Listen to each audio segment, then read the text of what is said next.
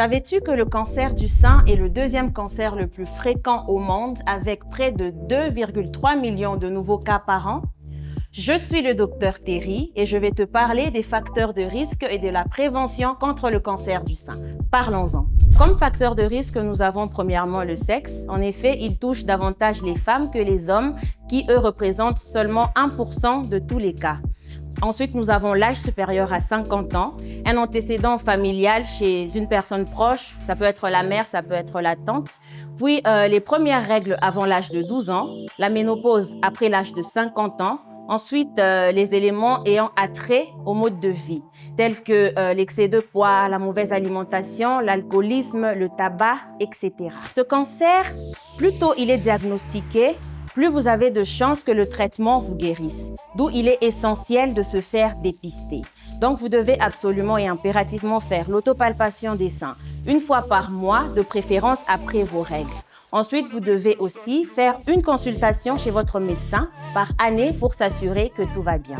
Quant à la technique de l'autopalpation, premièrement, c'est l'inspection. Vous allez vous tenir devant un miroir de préférence seins nus et vous allez observer. Est-ce qu'il y a un changement par rapport à la couleur de peau, la texture de peau? Est-ce que votre mamelon est rétracté? Tout ce qui peut tiquer et qui peut vous paraître anormal. Deuxièmement, c'est la palpation elle-même. Donc, vous allez commencer par lever votre bras de cette façon, de telle sorte à extendre la glande mammaire. Et à l'aide du plat de vos doigts, vous allez exercer des mouvements circulaires en ayant évidemment divisé votre sein en 4. Donc, de haut vers le bas, en ne laissant aucune portion. Vous allez aller à la recherche de petites masses, de petites irrégularités, tout ce que vous pouvez sentir qui vous paraîtra anormal au toucher. Quand vous finissez, vous devez faire une pression. S'il y a un liquide qui se laisse soudre, vous allez devoir consulter parce que c'est suspect.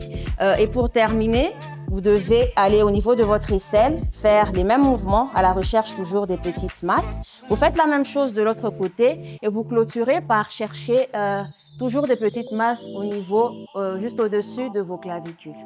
S'il vous plaît, si vous constatez quelque chose d'anormal, je vous conseille de consulter parce que vaut mieux s'inquiéter et se tromper plutôt que négliger et se retrouver à découvrir tardivement un cancer du sein. N'hésitez pas à partager ces informations combien précieuses avec vos proches et surtout, prenez soin de vous.